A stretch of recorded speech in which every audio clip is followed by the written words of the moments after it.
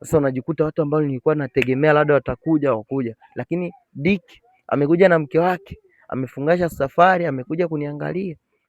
Wewe ni nani usije kumwangalia Swaga Boy? Afu ulikutana na wewe, mwanangu nilikuwa napangilia. Hao wote akina Nyago walikuwa wadogo sana. Hao ni wa Yang. Sijui umeelewa. Sisi wasanii wengi kupata M Nyarugusu ni ngumu sana. Utapambana, utaroga sana, utalala makaburini. Kupata M itakuwa ni hivi. Yangu macho. Crestline TV. Crestline TV. Let's go na hii hapa safari yako na mimi ni Nyarugusu tena nyumbani kwetu asubuhi hii hapa. Crestline Media natamani tupige story na moja kati ya watu ambao ni wanatuwakilisha kwa siku zote toka kipindi hicho hadi sasa hivi wameendelea kupambana kulingana na nafasi zao.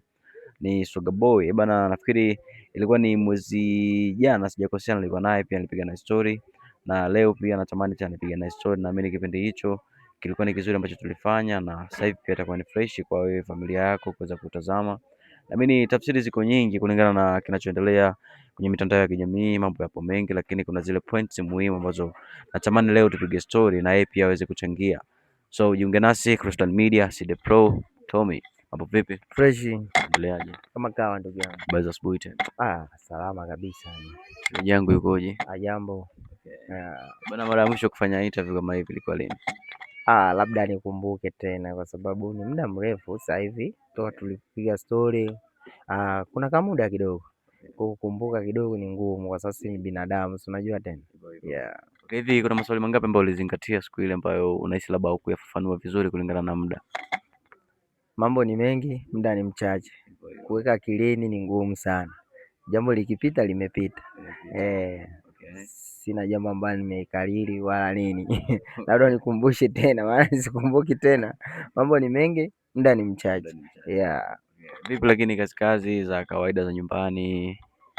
Kazi za nyumbani sasa hivi kidogo nafanya. Nyuma kidogo nilikuwa sifanyi, mambo yalikuwa mengi kidogo alinitokea. Lakini sasa hivi namshukuru Mungu sababu nazifanya kwa sasa hivi. Yeah.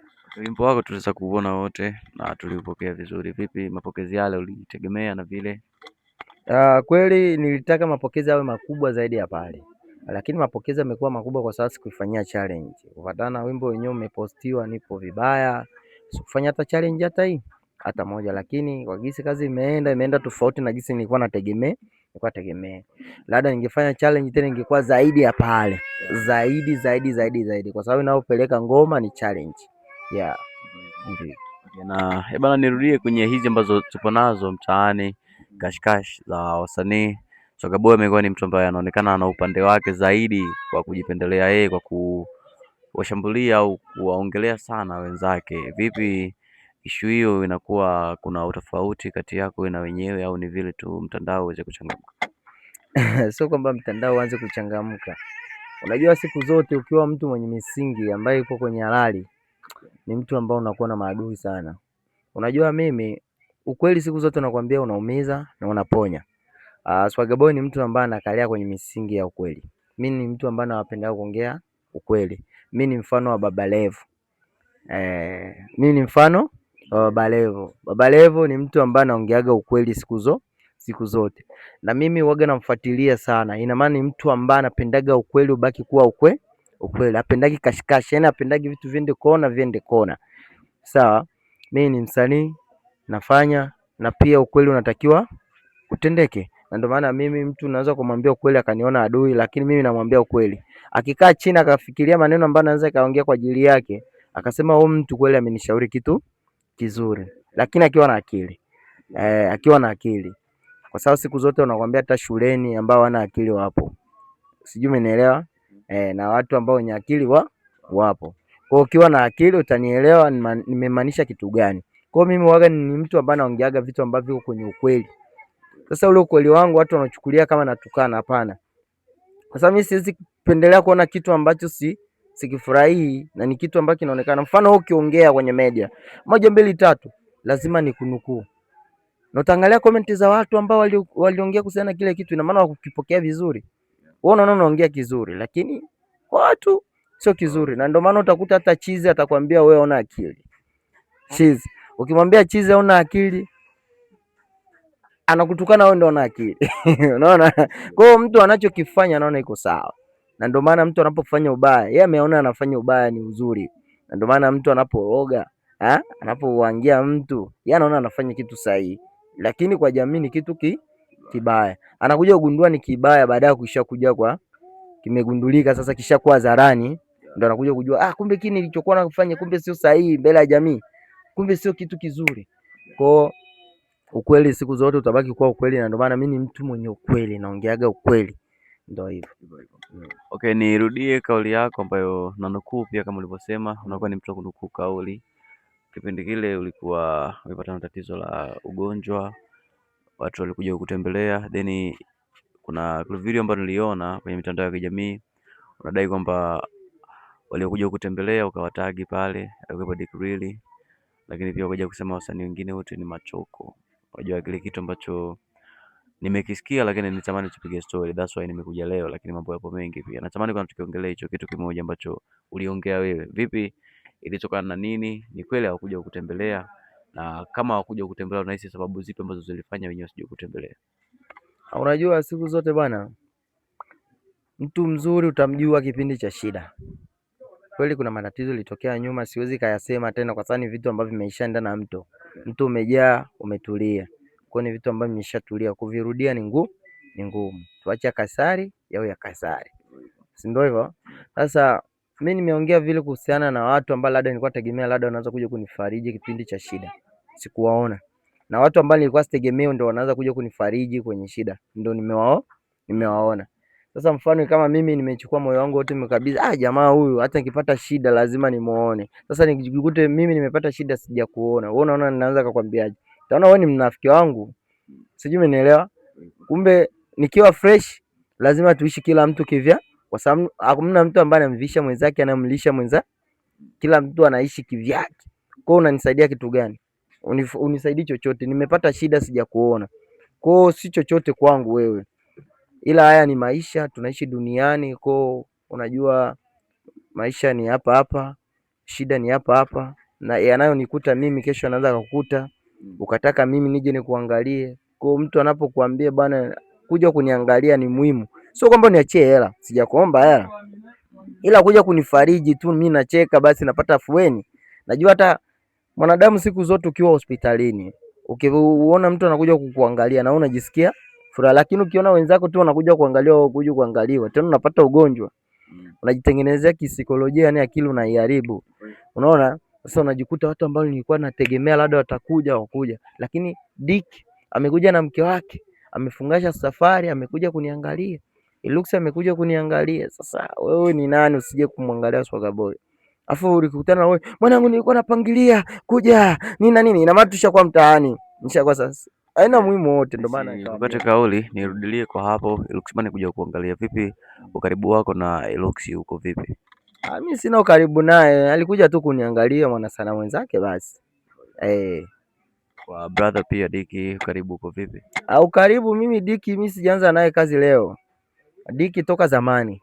Ni watu ambao tulikuwa shindana kwenye youth center pale. Sema mimi muziki nilikuwa nimeacha nyuma. Watu ambao walikuwa vuruza pale youth center tunapambana. Vurugu pale. Hao wote kina Nyago walikuwa wadogo sana. Hao ni wa yangi. Sijui umeelewa? Kwenye muziki. Na ndio maana mimi ni mtu ambaye nafanya muziki wa kila muda. Mimi naweza kufanya muziki wa leo, kesho nikafanya muziki wa kesho. Kwa mimi najua watu wanataka ladha gani. Kwa mimi kupotea ni ngumu sana. Mimi ningekuwa ni mtu ambaye nilikuwa nimetrend sina YouTube. Kipindi hicho tuna trend sisi. Hatuna YouTube channel. Yaani unapeleka ngoma studio, unapeleka ku studio. Bwana, naomba pigwe hiyo. Ikishafikia watu wawili watatu imeenda hiyo kwenye magroup. Hawa follow wamekuja jana. Wamekuja, mimi sipo hapa. Nipo na mazingira mengine, natengeneza mazingira mengine. Kwa kuna wale watu wakuja wanakuja kupotea. Na kuna watu kuliko kupotea ndo wanaendelea kuwa zaidi. Hiyo ndo nzuri. Kwa sababu kupotea tu unakuja na unapotea ni mbaya.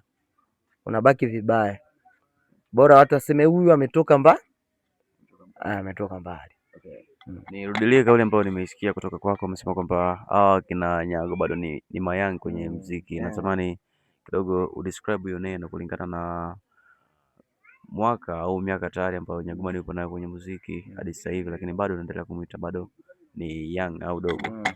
Ni dogo sana. System ya muziki haelewi, hajui system ya muziki. Usifikiria system ya muziki ni mtandao, hapana. System ya muziki sio mtandao, system ya muziki ni utunzi. Sijui umenielewa? Wewe unapoishi kuwa mtu wa mtandao unafikiri ndio muziki umeuteka? Hapana. Hata wewe ukiamua kuingia mtandao, kuna wadogo wana trend humu mitandaoni na waimbi unakuta kabisa anasumbua wadogo, ana jina kabisa, anaangalia ma followers kuzidi hata wasanii humu, kuzidi. Kuna wadogo wanazidi Nyagomani followers, sasa yani kila kitu, lakini tu naimbi. Kwa hiyo mitandao ni vitu vya kawaida. Hata wewe ukija update leo ukasema leo na focus kwenye Facebook, TikTok, lazima uwe na watu wengi sana, lakini mtandao wa kwanza kuwa mgumu kwa sisi ni YouTube. Sasa sisi ni watu ambao tulijiupdate mbele sana, tunaelewa mziki ni nini. Yaani kuna kuelewa mziki na kujua mziki. Yaani wewe unajua tu mziki lakini hauelewi mziki ni nini. Natamani pia nipate maneno hapo kwenye kuelewa mziki na kwenye kujua mziki. Vipi na Nyago, kwa nini asiuelewe mziki au kujua mziki? Unajua yeye ni mtu ambaye anaendeshwa na mtandao. Sawa, anafikiri ndio kujua mziki au kuelewa mziki. Utajiendesha kwenye mtandao, ndio kumetokea sasa tenda, unakaa mbele za watu, unataka uwaimbie sasa live unakuja changamoto hapo, na ndio maana kuna tenda alipata support, ngoma kali, amepata tenda kwenda kupiga interview hivi Wasafi sijui wapi, piga full style, hamna kitu sio, tulikuwa nafikiria kabisa ni mkubwa kabisa, anaelewa kitu, ndio hivi tena, sijui unaelewa. Ina maana auelewe mziki au hujui mziki. Unajua mtandao ndo kila kitu, kumbe mtandao sio kitu. Watu wanakupokea, huyu jamaa anajua. Haya, tuimbie sasa hivi. Ndio hiyo tulikuwa tegemea. Mbona ametudondosha tena? Kitu kinakuwa sivyo ndivyo. Sijui umeelewa. Ina maana founder anajua mziki. Alifundwa. Anaelewa mziki? Anajua mziki, anaelewa mziki, anajua mziki. Sawa? Found. Kwa sababu gani? Watu walimpokea kimtandao, tunataka sasa vile ambavyo tulikuwa tunaona mtandaoni tupatie nacho sasa. Na ni kweli kupiga fursa hivi, hapa kuna kitu.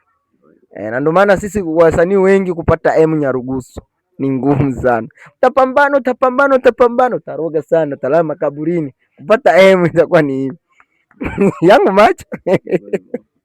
Yangu macho. Yaani watu wanapambana sana, ila kupata waisha tafuta kuna mtu anaanza kachukia kupata si ni furaha kubwa sana, hadi sherehe unaweka mzee lakini kuna mtu alionyesha furaha, na ndio maana akapata 4 6, watu wanacheza mzee, sijui umeelewa, kwa kumpindua tena founder, labda kuje kitu kingine ambacho ni kikubwa sana. Sasa na ndio maana kuna watu wanajua mziki na wanaelewa mziki, kuna watu hawajui mziki na waelewi mziki. Hata wewe unaanza ndaimba studio ukatilewa beat, hata wewe ukaimba amepita na beat. Kupita na beat sio ndo kuimba. Kuna wasanii wanapita na beat tu, wanabebwa na studio, umeelewa hiyo? Ndio ile live watu wanashindwa. Ndio kitu ambacho naweza kukiongea tu, kuelewa mziki bado sana paki. Okay, unaweza kaweka shauri gani au tafsiri gani kulingana na kauli hiyo kwa yeye ili ajikosoe au tuseme kutengeneza mbinu nyingine mpya ili aweze kumudu vitu hivi? Kwa sasa hivi ni ngumu sana, kwa sababu nafasi ambayo ingetokea, kwa sababu tenda inakuja mara moja. Kabla ya ile it is my time, angeona kama kusha kwa njia, kabla ya kwenda angehakikisha kwanza anakata wiki hizi, anatafuta kunga, yani mkunga, yani ana mkunga sijui umeelewa, yani mkunga angemkunga mtengeneze.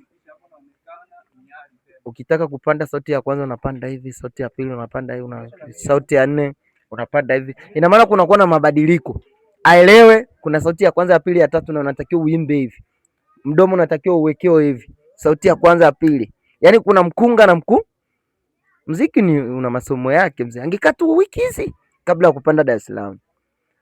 Na huyo mkunga angempatia, angemwambia tafuta msanii ambaye anaimba R&B. Pita kwenye nyayo zake. Vile vile umwige vile vile na sound. Ila akienda kule mambo yawe mwake. Sijui umenielewa? Akienda kuimba hivi, hapo kuna msanii. Kumbe ile live tulikuwa naiona na ndio hivyo live iko halali. Lakini yale kurupuka aliona hivi ndio nimetoboa. Kufika kule kurudia kuja kutoa ya pili ngoma tena views vinashuka. Vinabakilia tena vile views ya nyumbani. Unashangaa ulikuwa unapata K 200, 400 umepata, afu unakuja kushirikia K 5. Zimepanda hizo kweli? Ina maana kwanza uone kama vitu vimeshuka. Ujielewe, jiulize shida ni nini. Kuliko kusonga mbele, wewe unashuka chini. Na angalisho kwenye maisha, ulikuwa unapanda, afu tena unaanza kushuka. Ukienda kudondoka chini, kurudia ile nafasi tena, inakuwa ni kipengele. Ndio maana utakuta Mario anapambana sana, akipata views M2, anahakikisha kesho apate M4. Sijui umeelewa? Yaani anajiabiti, yani mradi apate kitu ambacho kitazuia kile kitu kingine. Hapana kupata kitu ambacho kitashushwa na kile kitu. Ni mbaya sana kwenye music. Muziki ni mbaya mzee. Muziki ni mbaya. Ndio hivyo tu. Natamani pia uongelee maneno machache kwa wanakutazama, lakini wote washabiki au mashabiki wa Soka Boy na wote wapenzi wa muziki mzuri. Kikubwa tu nataka niwaambie watu wa Christian Media. Ndio hivyo, nafuata lafuzi yako. Mimi nikisema media ni sawa, lakini tutasema media nishakufuata huko. Nyamwezi sana. Watangazaji mna mambo mengi nyiwa. Bwana, nawapenda sana, nawapenda Soga Boy, nawapenda Soga Boy, mchizo wa manga, mchizo wa ngwero.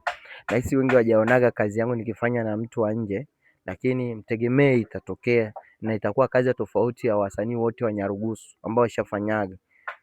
Nasi mshasikia collab za wasanii wengi ambao washafanyaga nje zipoje. Sasa mtasikia tofauti wangu na wale wasanii walivyofanya zile ngoma za nje.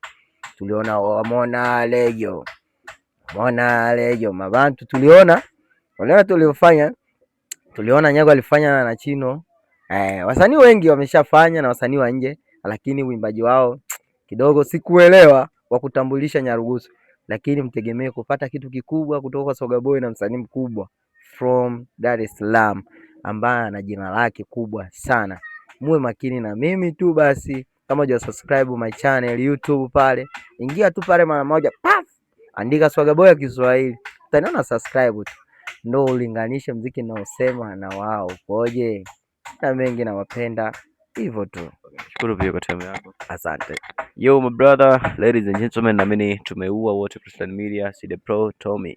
Boom, here we go. Crestline TV.